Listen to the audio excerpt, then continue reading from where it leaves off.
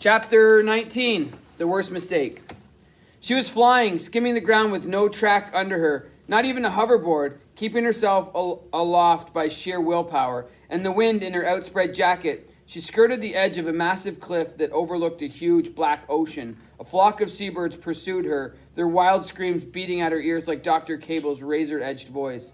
Suddenly, the stony cliffs beneath her cracked and fissured.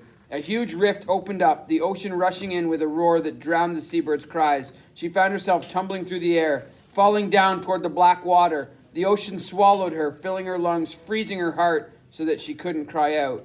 "No!" Tally shouted, sitting bolt upright. A cold wind off the sea struck her face, clearing her head. Tally looked around, realizing that she was up on the cliffs, tangled in her sleeping bag, tired, hungry, and desperate to pee, but not falling into oblivion. She took a deep breath. The seabirds still cried around her, but in the distance. The last dream had been only one of many falling nightmares. Night was coming, the sun setting over the ocean, turning the water blood red. Tally pulled her shirt and jacket on before daring to emerge from the sleeping bag. The temperature seemed to be dropping by the minute, the light fading before her eyes. She hurried to get ready to go. The hoverboard was the tricky part. Its unfolded surface had gotten wet, covered with a fine layer of ocean spray and dew. Tally tried to wipe it off with her jacket sleeve, but there was too much water and not enough jacket. The wet board folded up easily enough, but it felt too heavy when she was done, as if the water was still trapped between the layers. The board's operation light turned yellow, and Tally looked closely. The sides of the board were gradually oozing the water away. Fine. Gives me time to eat. Tally pulled out a packet of spag bowl, then realized that her purifier was empty. The only ready source of water was at the bottom of the cliff, and there was no way down. She wrung out her wet jacket, which produced a few good squooshes, then scraped off handfuls of the water oozing from the board until the purifier was half full. The result was a dense, overspiced spag bowl that required lots of chewing. By the time she was done with the unhappy meal, the board's lights had turned green. "Okay, ready to go," Tally said to herself. But where? She stood still, pondering, one foot on the board and one on the ground. Shay's note read, "At the second, make the worst mistake." Making a mistake shouldn't be that hard, but what was the worst mistake? She'd almost killed herself once today already. Tally remembered her dream. Falling into the gorge would count as a pretty bad mistake. She stepped onto the board and edged it to the crumbling end of the bridge, looking down to where the river met the sea far below. If she climbed down, her only possible path would be to follow the river upstream. Maybe that's what the clue meant, but the steep cliff showed no obvious path, not even a handhold. Of course, a vein of iron in the cliff might carry her down safely. Her eyes scanned the walls of the gorge, searching for the reddish color of iron. A few spots looked promising, but in the growing darkness she couldn't be certain. Great. Tally realized that she'd slept too long. Waiting for dawn would be 12 hours lost, and she didn't have any more water. The only other option was to hike upriver atop the cliff, but it might be days before she reached a place to climb down, and how would she see it at night? She had to make up time, no blunder around in the dark. Tally swallowed, coming to a decision. There had to be a way down on her board. Maybe she was making a mistake, but that's what the clue called for. She edged the board off the bridge until it began to lose purchase. It slipped down the cliffside, descending faster as it left the metal of the track behind. Tally's eyes searched desperately for any sign of iron in the cliff. She eased the board forward, bringing it closer to the wall of stone, but saw nothing. A few of the board's metal detector lights flickered out. Any lower and she was going to fall. This wasn't going to work. Tally snapped her fingers. The board slowed for a second, trying to climb, but then shivered and continued to descend. Too late. Tally spread her jacket, but the air in the gorge was still. She spotted a rusty-looking streak in the wall of stone and coaxed the board closer, but it turned out to be just a slimy smear of lichen. The board slipped downward faster and faster, the metal detector lights flickering out one by one. Finally, the board went dead. Tally realized that this mistake might be her last. She fell like a rock down toward the crashing waves, just like in the dream. Her voice felt choked by a freezing hand, as if her lungs were already filled with water. The board tumbled below her, spinning like a falling leaf. Tally closed her eyes, waiting for the shattering impact of cold water. Suddenly something grabbed her by the wrists and yanked her up cruelly, spinning her in the air. Her shoulders screamed with pain, and she spun once all the way around like a gymnast on the rings. Tally opened her eyes and blinked.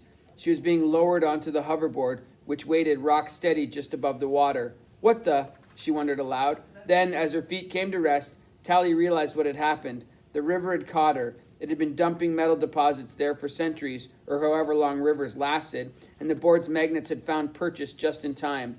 Saved, more or less, Tally muttered. She rubbed her shoulders, which ached from being caught by the crash bracelets, and wondered how far you had to fall before the bracelets would rip your arms out of their sockets.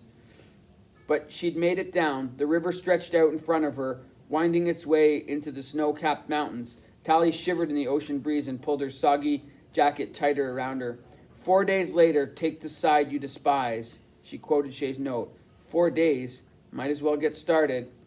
After her first sunburn, Tally stuck a sunblock patch onto her skin every morning at dawn. But even with only a few hours in the sun each day, her already brown arms gradually deepened in color. Spag bowl never again tasted as good as it had that first time on the cliffs. Tally's meals ranged from decent to odious. The worst were spag bowl breakfasts around sunset, when the mere thought of more noodles made her never want to eat again. She almost wished she would run out of the stuff and be forced to either catch a fish and cook it or simply starve, losing her ugly fat the hard way.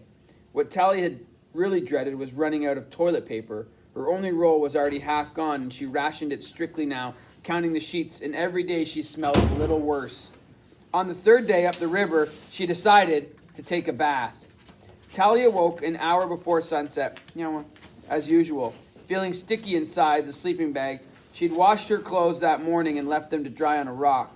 The thought of getting into clean clothes with dirty skin made her flesh crawl. The water in the river was fast moving and left almost nothing in the muck trap of the purifier, which meant it was clean. It was icy cold, though, probably fed by melting snow in the approaching mountains. Tally prayed it would be slightly less freezing late in the day after the sun had had a chance to warm it up. The survival kit did have soap, it turned out. A few disposable packets tucked into a corner of the knapsack. Tally clenched one in her hand as she stood at the edge of the river, wearing nothing but the sensor clipped to her belly ring, shivering in the cool breeze. Here we go, she said, trying to keep her teeth from chattering. She put one foot in and jumped back from the icy streak of agony that shot into her leg. Apparently, there would be no easing slowly into the water. She had to take a running jump. Tally walked along the riverbank, searching for a good place to leap in. Slowly gathering her courage, she realized she'd never been naked outside before. In the city, everywhere outdoors was public, but she hadn't seen another human face for days. The world seemed to belong to her, even in the cool air. The sun felt wonderful on her skin. She clenched her teeth and faced the river. Standing here pondering the wild wasn't going to get her clean. Just a few steps and a leap, and gravity would do the rest. She counted down from 5, then counted down from 10, neither of which worked. Then she realized that she was getting cold just standing there. Finally, Tally jumped. The freezing water closed like a fist around her. It paralyzed every muscle, turning her hands into shivering claws. For a moment, Tally wondered how she would make it back to shore. Maybe she would just expire here, slipping under the icy water forever. She took a deep, shuddering breath, reminding herself that the people before the Rusties must have taken baths in freezing streams all the time.